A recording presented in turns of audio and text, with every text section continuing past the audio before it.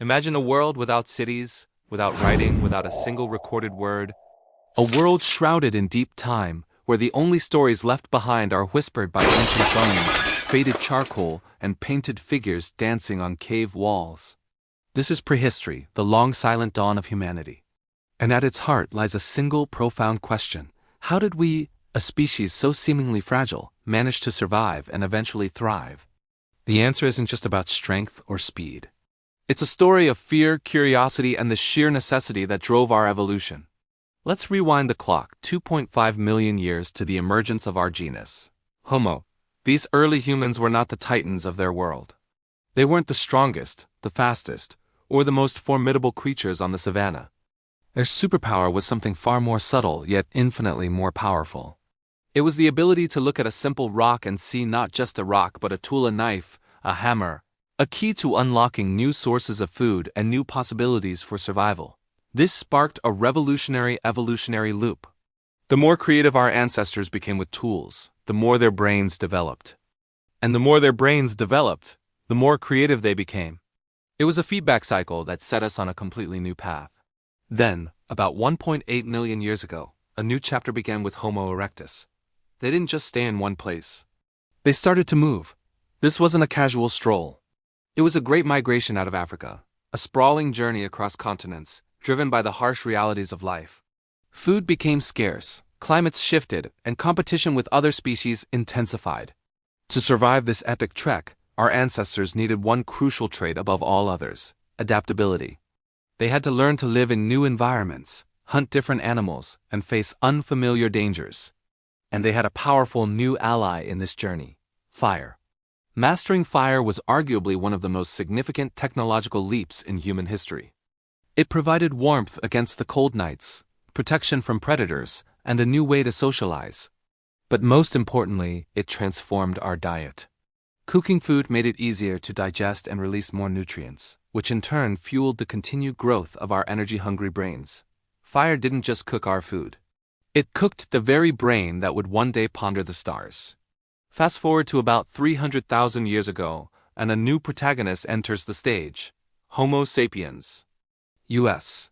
We shared many traits with our predecessors, but we possessed a unique and revolutionary skill.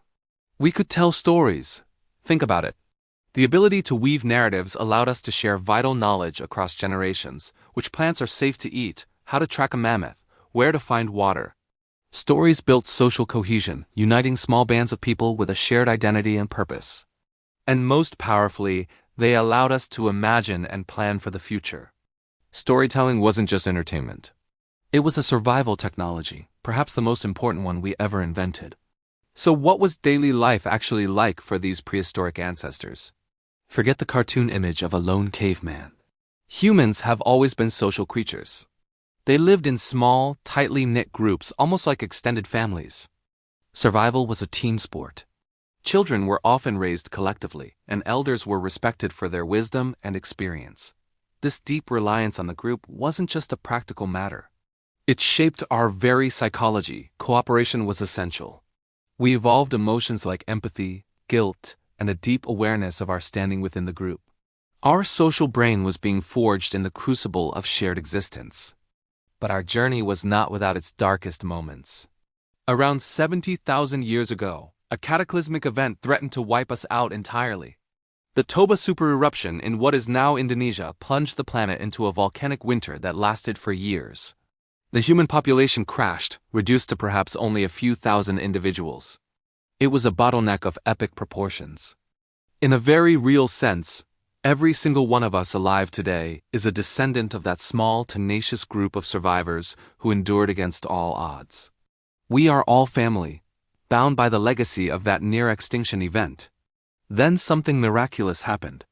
Around 50,000 years ago, after pulling back from the brink, our ancestors burst forth with an explosion of creativity. All across the world, we start seeing evidence of something more than just survival.